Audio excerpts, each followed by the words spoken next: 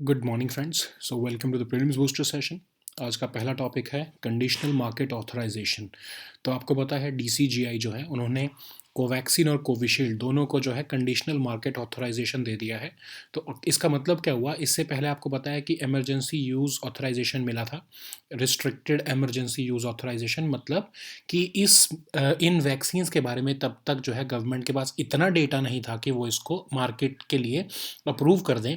लेकिन वैक्सीन देना भी इम्पॉर्टेंट था। तो हमने यूएस गवर्नमेंट के जो हमने क्राइटेरिया को अपनाते हुए एक इमरजेंसी यूज़ ऑथराइजेशन को हमने इजाद किया। और इन वैक्सीन्स को हमने पूरी मतलब नज़र रख के जो है वो अपने प्रोग्राम पे जो है इमरजेंसी यूज़ ऑथराइजेशन दिया कि इसका यूज़ हम कर लेते हैं, लेकिन ये अभी अप्रूव नहीं है। इमरजेंसी यूज़ में इसका हम यूज़ कर रहे हैं, क्योंकि अगर हम इसका यूज़ नहीं करते हैं तो ज़्यादा नुकसान है रादर दैन इसका यूज़ करने से। तो पहले इमरजेंसी यूज़ ऑथराइजेशन मिला था, लेकिन अब देखा कि इसका जो है ऑलमोस्ट 1 ईयर से ज़्यादा कंप्लीट हो चुका है हमारा वैक्सीनेशन में। तो हमने देखा कि इन वैक्सीन्स का इफ़ेक्ट जो है कुछ ऐसा बैड इम्पैक्ट नहीं हो रहा है। तो इसलिए हमने इसको अब कंडीशनल मार्केट ऑथराइजेशन दे दी, लेकिन वो भी कंडीशनल दिया है कि कुछ कंडीशंस पर ये मार्केट में मिलेंगी। तो डीसीजीआई ने इसको अप्रूवल दिया इन दोनों वैक्सीन्स को, और रिस्ट्रिक्टेड यूज़ जो है उससे बढ़ाकर अब इनको अपग्रेड करके जो है वो मार्केट ऑथराइजेशन मिला, लेकिन कंडीशनल। अब कंडीशंस क्या रखी गई हैं? कंडीशन सबसे पहले तो लिखी हैं कि रखी गई हैं कि अगर आप इंटरनेशनल मार्केट में कहीं पे ओवरसीज़ आपने क्लिनिकल ट्रायल्स किए हैं तो उसका जो है डेटा सबमिट करो। और दूसरा उन्होंने बोला है कि जो भी अभी भी अगर कोई कोवैक्सीन या कोविशील्ड जो है वो कोई परचेज करेगा या कोई भी हॉस्पिटल या क्लिनिक बेचेगा, तो उसको कोविन प्लेटफॉर्म पे आपको डेटा अपलोड करना पड़ेगा। ठीक है, जैसे अभी आपके वैक्सीनेशन में भी यही हो रहा है ना, कोविन पे प्लेटफॉर्म पे सारा जो है डेटा डाला जा रहा है। तो उसमें उन्होंने बोला है कि अभी भी अगर हॉस्पिटल्स या फिर जो है आपके क्लिनिक्स उनको ऑथराइज़ किया गया है कि वो इसको यूज़ कर सकते हैं।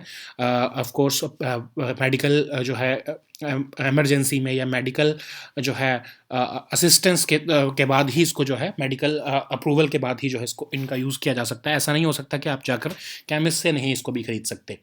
तो जो भी हॉस्पिटल्स या क्लिनिक्स बेचेंगे मतलब लगाएंगे वैक्सीन्स को, उनको कोविन पे जो है वो रजिस्टर करना पड़ेगा।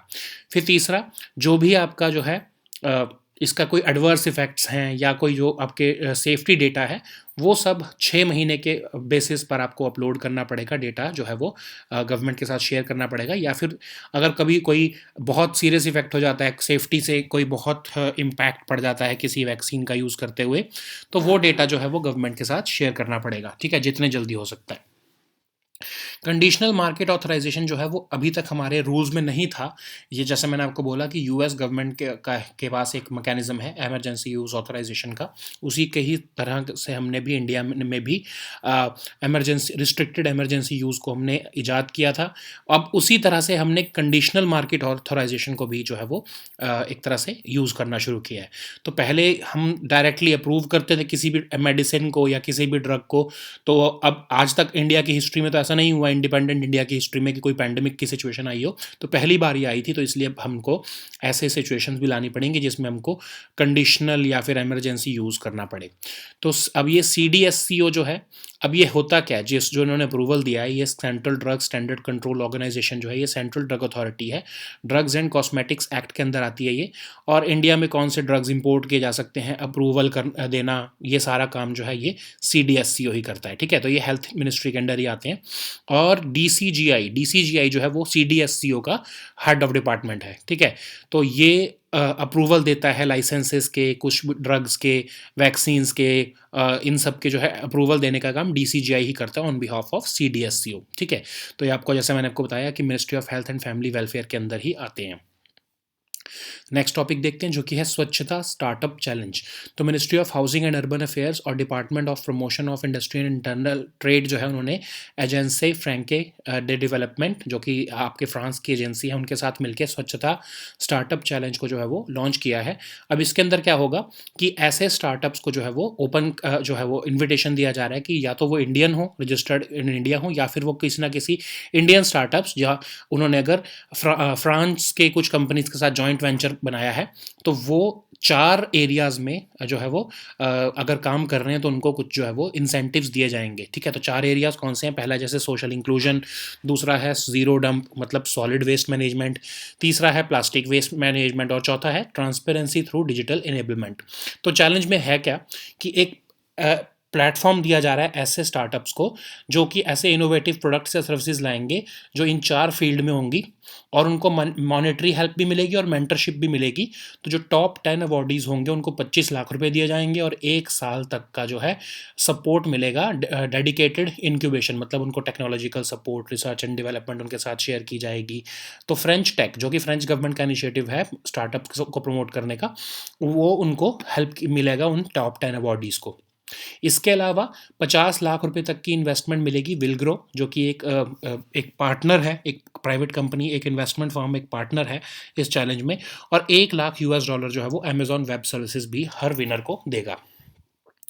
तो नेक्स्ट टॉपिक देखते हैं जो कि है प्रोजेक्ट मॉनिटरिंग ग्रुप। तो union minister of commerce and industry जो है उन्होंने आपके प्रोजेक्ट मॉनिटरिंग ग्रुप का एक पोर्टल जो है वो लॉन्च किया है। तो प्रोजेक्ट मॉनिटरिंग ग्रुप क्या है? तो ये ऐसा एक ग्रुप है, एक ऐसा पोर्टल है, रादर इन्वेस्ट इंडिया का पोर्टल है, जिसमें ऐसे इंफ्रास्ट्रक्चर प्रोजेक्ट जो कि 500 करोड़ या 500 करोड़ से ऊपर के हैं और वो रुके हुए हैं किसी ना किसी वजह से, मतलब किसी गवर्नेंस बॉटलनेक्स की वजह से रुके हुए हैं, तो उनको हाईलाइट किया जाता है। और जो एजेंसीज, जो गवर्नमेंट एजेंसीज जो ये प्रोजेक्ट को जो है वो पूरा नहीं होने दे रही हैं, उनसे ये सवाल पूछा जाता है कि आप ये क्यों नहीं इंप्लीमेंट होने दे रहे हो। तो बहुत सारे फील्ड्स में ये इंफ्रास्ट्रक्चर प्रोजेक्ट्स जो हैं वो हो सकते हैं, जैसे road, transport, highway, railway, petroleum, natural gas, new and renewable energy, power etcetera. तो इसलिए इन सारी मिनिस्ट्रीज़ को भी इसके ऊपर लिस्ट किया गया है और इनसे इस पोर्टल पर डायरेक्ट जो है वो बातचीत की जाती है कि आप जो है क्या क्या हिंड्रेंसेज आ रही हैं, इस प्रोजेक्ट को क्यों इंप्लीमेंट नहीं होने दिया जा रहा है, ठीक है। तो 1351 ऐसे प्रोजेक्ट्स हैं ऑलमोस्ट 48 लाख करोड़ के, जो कि अभी अटके हुए हैं और वो पीएमजी पोर्टल पर जो है वो उनकी मॉनिटरिंग चल रही है। तो सबसे ज़्यादा प्रोजेक्ट जो है वो लैंड एक्विजिशन की वजह से लटके हुए हैं। 40% तक ऐसे प्रोजेक्ट हैं पीएमजी पोर्टल पे जो इसलिए रुके हुए हैं क्योंकि लैंड एक्विजिशन की प्रॉब्लम है। फिर उसके बाद ग्रांट ऑफ राइट या राइट ऑफ वे, ये आपका सेकेंड हिंड्रेंस है। दूसरा है फॉरेस्ट या इन्वायरमेंटल क्लियरेंसेस। तो ऐसी एजेंसीज को हाईलाइट किया जाता है और ऐसे ऑफिसर्स या अथॉरिटीज़ को जो कि डिले कर रही हैं उनको रिस्पॉन्सिबल ठहराया जाता है इस प्रोजेक्ट मॉनिटरिंग ग्रुप के ऊपर। तो इसमें होगा क्या, एक तरह से आपने ऐसा जो ये जितनी भी कम्युनिकेशन है उसको डिजिटाइज कर दिया कि हाँ ये यहाँ पर प्रोजेक्ट क्यों रुका हुआ है, क्यों नहीं चल रहा है। तो इसके लिए जो है ये प्रोजेक्ट मॉनिटरिंग ग्रुप जो है इन्वेस्ट इंडिया ने बनाया है, ठीक है। तो नेक्स्ट टॉपिक देखते हैं जो कि है ओरल कैंसर। तो आईआईटी खड़गपुर के कुछ साइंटिस्ट हैं, उन्होंने एक पोर्टेबल यूज़र फ्रेंडली जो है एक हैंड हेल्ड डिवाइस बनाया है जो कि ओरल कैंसर को डिटेक्ट कर सकता है। तो एक्सपर्ट्स जो थे Guru Nanak institute of dental sciences and research West Bengal के, उन्होंने इसके क्लिनिकल ट्रायल्स करके देखे और देखा कि ये एक मेथड जो है कैंसरस और प्री कैंसरस स्टेजेस को ओरल आपकी जो एबनॉर्मेलिटीज़ को पकड़ सकता है। तो ये है क्या, कैसे काम करता है ये? तो एक low cost hand held device है ये आपके ओरल कैंसर को और प्री कैंसर और जो है आपके कैंसरस स्टेज को जो है वो पकड़ सकता है। कैसे पकड़ सकता है? ये मेजर करेगा कि आपका ब्लड फ्लो रेट में क्या चेंज आ रहा है, ठीक है। जो आपके टिश्यू में ब्लड फ्लो कैसा हो रहा है उसकी थर्मल इमेजिंग या एनालिटिक्स करके जो है ये देखेगा कि क्या आप जो है प्री कैंसरस स्टेज पर है आपके जो ओरल कैविटी में या ओरल आपके जो माउथ में जो कैंसर है वो आपका कौन सी स्टेज पर है, प्री कैंसर स्टेज पर है या फिर वो आपके एडवांस स्टेज पर पहुंच गया है, ठीक है। तो कुछ सेंसर्स का यूज़ करते हुए और कंट्रोलर्स का यूज़ करते हुए जो है एक कंप्यूटर सिमुलेशन टेक्निक के थ्रू हम ये बता पाएंगे कि एक नॉर्मल स्टेज है, प्री कैंसर स्टेज है या फिर एडवांस स्टेज है, ठीक है। तो जैसे मैं आपको बता रहा हूँ कि ओरल कैंसर बहुत डिफिकल्ट होता है डिटेक्ट होना, इसी के लिए जो है मोस्टली हमने देखा है कि मोस्ट ओरल कैंसर जो हैं वो अनडिटेक्टेड रहते हैं, ठीक है। तो जब तक वो एडवांस स्टेज पर ना पहुंच जाएं लोगों को पता ही नहीं लगता कि उनको वो ओरल कैंसर्स हैं। तो अगर हमको अर्ली डिटेक्शन मिल जाए, ऐसे सिस्टम्स का यूज़ करते हुए हमें अगर अर्ली डिटेक्शन मिल जाए तो 80% ये चांस है कि पर्सन जो है वो 5 ईयर्स तक सर्वाइव कर लेगा। लेकिन अगर वो एडवांस स्टेज में पता लगता है तो 65% से भी कम चांस हो जाते हैं कि वो पर्सन सर्वाइव करेगा, ठीक है। तो इसलिए बहुत इंपॉर्टेंट है कि हम ऐसी कोई टेक्निक लेके आएँ जिससे कि हम इन कैंसर्स का जो है वो हम अर्ली डिटेक्शन कर सकें। सो नेक्स्ट टॉपिक हमारा है FCRA। तो सुप्रीम कोर्ट ने जो है NGOs को बोला है, जो NGOs ने पटिशन डाला था गवर्नमेंट के खिलाफ, तो उनको बोला है कि जाओ आप गवर्नमेंट से ही जो है अपनी ग्रीवेंसेस को रिड्रेस करवाओ। तो FCR, अब ये जो NGOs हैं इन्होंने सुप्रीम कोर्ट में बोला था, एक पटिशन डाली थी कि हमें जब तक पेंडेमिक ख़त्म नहीं होती तब तक हमें नॉर्मली आप रिसीव करने दो और यूटिलाइज़ करने दो फॉरेन फंड्स को, क्योंकि आपको याद होगा कि 2020 में गवर्नमेंट अमेंडमेंट्स लेके आई थी FCRA के अंदर, जिसमें कुछ जो है वो कंडीशंस लगाई गई थी। तो FCRA है क्या? 1976 में ये एक्ट बनाया गया था ताकि फॉरेन कंट्रीब्यूशन को रेगुलेट कर सके और उसकी यूटिलाइजेशन को देखा जा सके, मॉनिटर किया जा सके कि किस पर्पज़ के लिए आई जा रही है वो फॉरेन कंट्रीब्यूशन। तो ऐसी फंडिंग जो कि देश के नेशनल इंटरेस्ट के खिलाफ है, तो उसको मॉनिटर करना चाहते हैं गवर्नमेंट इस FCRA के थ्रू, इसके लिए ही इसको लाया गया था। तो कुछ रीसेंट चेंजेस हैं, जैसे 2010 में एक चेंज था कि सिर्फ डायरेक्टर जो है उनको परमिशन लेनी पड़ती थी फॉरेन फंड्स लेने के लिए और एक डिक्लेरेशन देनी पड़ती थी। लेकिन अब जो है इस आपके 2020 के अमेंडमेंट में हर मेंबर ऑफ NGO को एक एफिडेविट देना पड़ेगा कि हमने कभी भी फॉरेन फंडिंग जो है वो सेडिशन या फिर वायलेंट मीन्स को एडवोकेट करने के लिए यूज़ नहीं किया है और हम इसमें कभी भी पनिश नहीं हुए हैं। दूसरा उन्होंने बोला है कि पहले सिर्फ ऑफिस बेयरर्स और की फंक्शनरीज को जो है वो ये बताना पड़ता था कि है अब सॉरी जो अब जो है ऑफिस बेयरर्स और की फंक्शनरीज को और मेंबर्स को मैंडेटरी कर दिया गया है कि उनको ये बताना पड़ेगा कि क्या वो कभी कन्वर्जन, रिलीजियस कन्वर्जन, एक फेथ से दूसरे फेथ में कन्वर्जन कराने के लिए कभी प्रोसिक्यूट या कन्विक्ट हुए हैं, या फिर उन्होंने कभी कोई कम्युनल टेंशन या डिसहार्मनी सोसाइटी में करने की कोशिश की है या नहीं की है, तो उसके लिए कभी वो प्रोसिक्यूट हुए हैं या नहीं हुए हैं। ठीक है, सेंटर ने एक और भी अमेंडमेंट किया जिसमें बताया है, जिसमें ये किया है उन्होंने कि आधार जो है वो मैंडेटरी कर दिया गया है सारे ऑफिस बेयरर्स, डायरेक्टर्स और अदर की फंक्शनरीज किसी भी NGO या फिर एसोसिएशन के लिए जो कि फॉरेन डोनेशंस लेने के लिए एलिजिबल हैं। फिर पब्लिक सर्वेंट या फिर कोई भी ऐसी कॉरपोरेशन जो कि ओन्ड और कंट्रोल्ड बाय गवर्नमेंट है, उनको कह दिया है कि वो फॉरेन डोनेशंस नहीं ले सकते। फिर जो भी फॉरेन फंड्स आते हैं उसका जो है सिर्फ 20% जो है जो NGOs हैं वो अपनी एडमिनिस्ट्रेटिव एक्सपेंसेस में इस्तेमाल कर सकते हैं। बाकी सारा जो पैसा है वो उनको आपके जो है जिस पर्पज़ के लिए फॉरेन फंडिंग आई है उसी में इस्तेमाल करना पड़ेगा। ठीक है, तो ये पहले लिमिट 50% होती थी। सोचो कि 1 करोड़ रुपए किसी ने डोनेशन दी अगर फॉरेन फंडिंग में कि आपको बच्चों को स्कूल में पढ़ाना है, तो अब NGOs के भी तो कुछ खर्चे होते हैं जो उनकी सैलरीज देना या अपने NGO को चलाने के लिए। तो पहले वो लिमिट होती थी कि अगर 1 करोड़ का आपको फंडिंग मिली है तो आप उसमें से 50 लाख रुपए जो है वो अपनी NGO को संभालने के लिए लगा सकते हो। लेकिन गवर्नमेंट ने बोला कि 20% होनी चाहिए, आपको 80% मतलब 80 लाख रुपए जिस पर्पज़ के लिए आपको डोनेशन मिली है वो उस पर ही इस्तेमाल करना पड़ेगा। तो ये सबसे बड़ा कन्फ्लिक्ट पॉइंट है। NGOs इसी पे सबसे ज़्यादा चीख रहे हैं कि हमारे पास तो कुछ पैसा बचेगा ही नहीं, हम अपने एडमिनिस्ट्रेटिव एक्सपेंसेस कैसे पूरे करेंगे। ठीक है, तो अब बहुत सारे लोगों को फॉरेन कंट्रीब्यूशन लेने से मना कर दिया गया, जैसे कि जो पर्सन इलेक्शन के लिए कैंडिडेट खड़ा हुआ है वो नहीं ले सकता, cartoonist, editor, publisher of registered newspaper वो भी नहीं ले सकते, जजेस ऑफ कोर्स नहीं ले सकते, गवर्नमेंट सर्वेंट्स या फिर किसी भी गवर्नमेंट कॉरपोरेशन के एम्प्लॉई या फिर कोई भी मेंबर ऑफ एनी लेजिस्लेचर वो भी फॉरेन कंट्रीब्यूशन नहीं ले सकते। ठीक है, so now let us see all these topics in English. So the first topic is conditional market authorization. So DCGI has given a nod to market authorization of 2 COVID vaccines, Covaxin and Covishield, which are predominantly being used in India. Okay, so a subject expert committee of CDSO has recommended the upgradation of the restricted emergency use of these two vaccines to conditional market authorization status. So you know that we neither have had the provision of emergency use authorization, nor we have any provision for conditional market authorization. We only had either the approval of a drug or disapproval of a drug. But considering the emergency situation of this pandemic, we have never faced this situation before. That's why we had to adopt these two stages for approving a drug. So these were already there in USA, so we have borrowed some provisions from that on also. So now after emergency use authorization, we have moved to the next stage, which is conditional market authorization. So we have not yet given the complete approval to these two vaccines. We have just given them conditional market authorization. Okay, so there are 3 conditions based upon which market sales can be conducted by these two vaccines. So the first condition is that if there is any foreign trial or overseas trial conducted by these two vaccine makers, they should be submitting their data to the government so that the DCGI can make an informed decision regarding the market authorization. Then every of course, like this market authorization, conditional market authorization does not mean that you would be getting these vaccines at your chemist or local chemist, or even at your online chemists or online pharmacies. It only means that these vaccines would be available at hospitals or clinics, and if the doctor feels, then they can be used upon a patient. Okay, so even if the doctor recommends using these vaccines, or these vaccine sales or these vaccine administration must be recorded on CoWIN platform, like we are doing today, these days.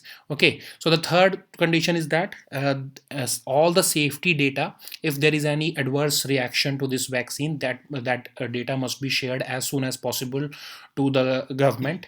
And even if there is no safety issue, even then a 6 monthly basis report must be shared with the government. Okay, so these are the three conditions based upon which conditional market authorization has been given to these two vaccines. Okay, so conditional market authorization also was never a part of our approval process. It is a new phenomena that we have adopted from the US government, and it is being utilized to fast track the approval of these vaccines with, of course, certain conditions which will enhance the access of these certain pharmaceuticals, or in this case vaccines. Okay, so about the CDSCO, it's a central drug authority which comes under the Drugs and Cosmetics Act. It functions its function is to approve the or regulate the import of drugs, approve new drugs or clinical trials. So DCGI, the Drug Controller General of India, is the head of department of CDSCO, and it approves the licenses or gives approvals for these vaccines or blood products or IV fluids, etc. Okay, so these two bodies, all both of them come under the Ministry of Health and Family Welfare. So now let us see the next topic, which is Swachhata Startup Challenge. So Ministry of Housing and Urban Affairs, in partnership with DPIIT and AFD, which is of France, they have approved this Swachhata Startup Challenge, under which there will be a challenge or a competition which will be open for all startups who are registered in India, and those joint venture startups who are partnering with, or Indian startups who are partnering with French actors, and they must be involved in producing innovative products or services under four categories. The first one is social inclusion, the second one is zero dump, that is solid waste management, the third one is plastic waste management, and the fourth one is transparency through digital enablement. So what is the challenge? So under this challenge, any prominent platform who would be showcasing its innovative products and services under these four categories, they will be eligible for monetary and mentorship incentive, and top 10 awardees would be receiving 25 lakh rupees, and of course 1 year of dedicated incubation support from French Tech, which is a program of French government. Okay, and apart from that, Willgrow is an investment a partner of this program, and they will be providing 50 lakh rupees to these eligible startups, and 1 lakh US dollar will be given by Amazon Web Services to each winner.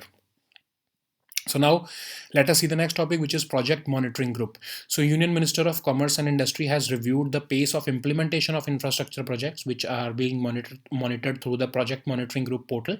So Project Monitoring Group is basically of Invest India, and this portal is being used to keep a tab over all those infrastructure projects who are facing unnecessary delays. Okay, so all those infrastructure projects which have a value of 500 crore or above, they can be monitored through this PMG portal, and they can, under this PMG portal, all these ministries like road, transport, highways, railways, petroleum, natural gas, etc., they are available on this portal, and they can be asked questions as to why this particular project is not being cleared, what are the issues at your level, or any level at which any department in your ministry, what are the issues with that. So the project proponents who are participating in these projects, they can raise questions with the government agencies who are causing any hindrance to the implementation of such projects. So currently PMG is monitoring about 1351 projects, and there is almost they are valued almost 48 lakh crore rupees. So the primary issue that we have observed under this PMG portal, that the primary issue with respect to this the issue, the hindrances that mar the progress of these infrastructure projects is, the first one is land acquisition, the second one is right of way or grant of right, and the third one is of course the forest and environmental clearances. Okay, so this project monitoring group is basically identifying agencies and authorities who are responsible for delay in projects which are above the value of 500 crore rupees. Okay, so now let us see the next topic, which is oral cancer. So scientists from IIT Kharagpur have developed a portable, user-friendly and non-invasive device to detect oral cancer. So Guru Nanak Institute of Dental Sciences and Research in West Bengal has supervised the clinical trials of this product, and this is a new method through which we can identify the cancerous and precancerous stages of oral abnormalities. So how does it work? So it's a low cost handheld imaging device under which we measure the blood flow rate of the tissue by using thermal imaging and analytics. So it classifies the oral abnormalities in normal, precancerous and cancerous cases. So it would help us to detect the cancerous stage at an early stage, because we know that this oral cancer generally goes undetected until it reaches the advanced stage, and by the time it reaches the advanced stage, it is too late to cure that cancer. Okay, so if it is diagnosed early, there is 80% chance that the person can survive for 5 years or more. Okay, but if there is a delay, then the survival rate drops to 65% or less. Okay, so it is oral cancer is one of the major causes of morbidity and mortality in underserved communities or socially challenged communities. Okay, so now let us the next topic, which is FCRA. So Supreme Court has asked 6,000 NGOs to go back to the government for redressal of their grievances. So they had filed the petition in Supreme Court that they should be allowed to continue receiving and utilizing foreign funds until the pandemic is over. So you know that certain amendments were made by the government in 2020 to regulate FCRA even more efficiently. So first of all, what is FCRA? It is the act which was passed in 1976 to regulate the acceptance and utilization of foreign contribution. So we want to basically prohibit funding which can be detrimental to our national interest. So this act was passed to keep a tab over all such foreign fundings that a certain category of NGOs or people receive in India. Okay, so what were the recent changes which had hampered the functioning of such NGOs? So the first one was that now every member of NGO must give an affidavit that they have never been involved in diverting foreign funds for seditious or purposes or advocating violent means.